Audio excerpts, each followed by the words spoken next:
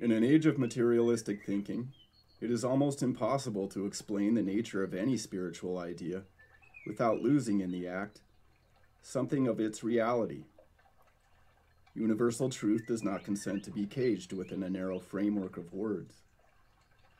The use, even of symbols, the best of all physical plane representations, is valuable only up to a certain point. Beyond that point, the illuminating force of intuition must come into operation, filling the void created by the deficiencies of language and reason. Even then, if intuition be weak, or if through misuse or lack of exercise, it be cramped or atrophied, the perceptions may be of little value. The idea of a path, beginning at one's feet, leading onward through wood and vale, into the blistering sands of the desert, rising gradually to slopes of mountain heights, and fading finally out of sight, is one of the most graphic symbols that the human mind is capable of conceiving. Not only does it stimulate the imagination, awakening in mind and heart the latent desire for adventure, it also arouses the will to a determination that, someday, we must travel to the end of that path. In it is contained the whole story of spiritual evolution. But to grasp the meaning of the symbol philosophically, the idea must be spiritualized. It must be understood that the path spoken of in Holy Writ is an invisible one. It is the journey of the soul, the path of the divine ego, which begins not so much where one is, but with one's self, as he is. For without moving, it is said, is the traveling on this path. The path of spiritual evolution does not follow what some other person thinks or says one should do. It is that which each individual himself sees as proper to be done, and does. Becoming the path means putting into practice those ideals and perceptions which one holds to be true. Each such doing is an increment gained in the process of becoming. But where is the person of today for whom theory and practice are always one, for whom there is never any discrepancy between knowing and doing? Where is the individual who always acts up to the best of his perceptions? For most, practice and profession oftentimes stand at variance.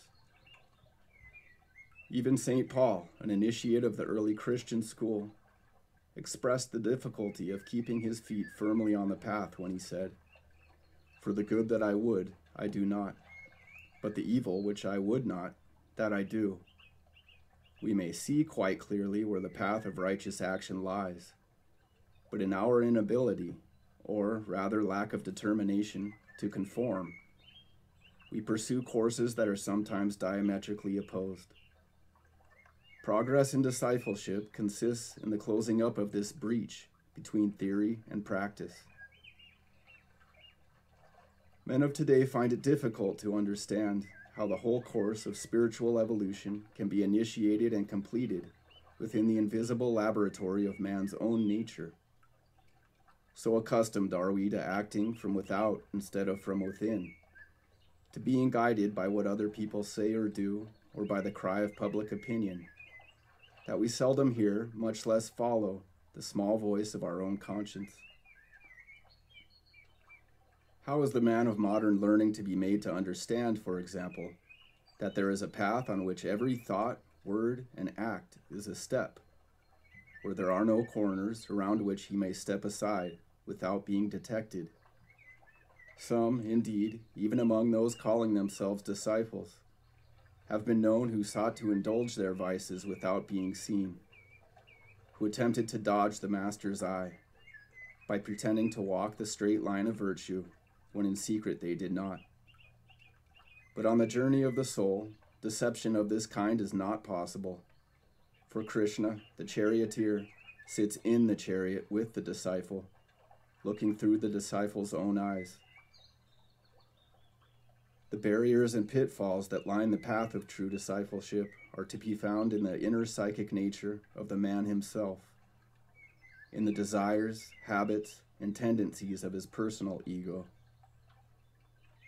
On this invisible journey of the soul, prejudice may take the shape of an insurmountable wall of stone. Suspicion, the form of an impenetrable jungle of briars. Anger, a pack of howling wolves. Lust, a whirlpool of raging waters. And hatred, a precipitous cliff over which one may fall to certain death. It is a path on which every thought and feeling literally comes to life.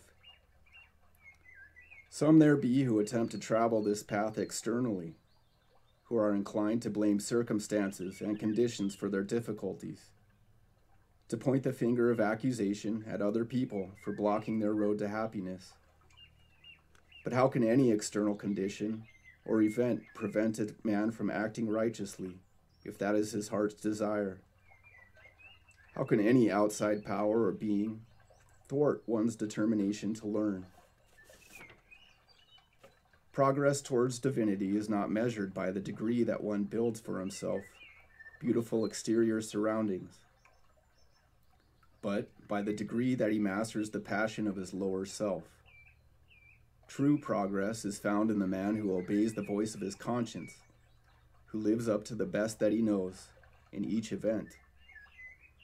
For in the words of a master, he who does the best he knows how, and that he can do, does enough for us. Each age has its aspirants to discipleship, who, having heard of the mysteries of the path, eagerly desire to enter it. But of those so desiring, how many seek to enter in the proper way? How many certify their desires with changed patterns of conduct, with modes of life befitting the rules of discipleship? How many authenticate their aspirations with humble willingness to work unselfishly in the cause of human brotherhood? For all too many, unfortunately, the desire for discipleship is an intellectual aspiration instead of a spiritual yearning, a selfish ambition of the personality requiring some outer sign of recognition. Recognitions, initiations, external signs and passwords all undoubtedly have their place and will be bestowed at the proper time. That is, after transformation of self has begun, not before. But for those who have the courage and humility to take the inward step for the sake of all, and not for what they alone may gain, outer signs are of small concern. On this inner journey of the soul, the act of becoming brings its own reward. The thrill of fresh beginning, the inspiration of a new vision, the power and beneficence of a firm position assumed out of regard for union in purpose with others. The taking of the position of soul brings a joy and certainty that require no external words of either acceptance or praise. Who can say but perhaps this joy and certainty of themselves are a preliminary token of recognition, a silent acknowledgement of the fact that one's own determination has been seen and recorded. Few individuals in any one life succeed in becoming the path.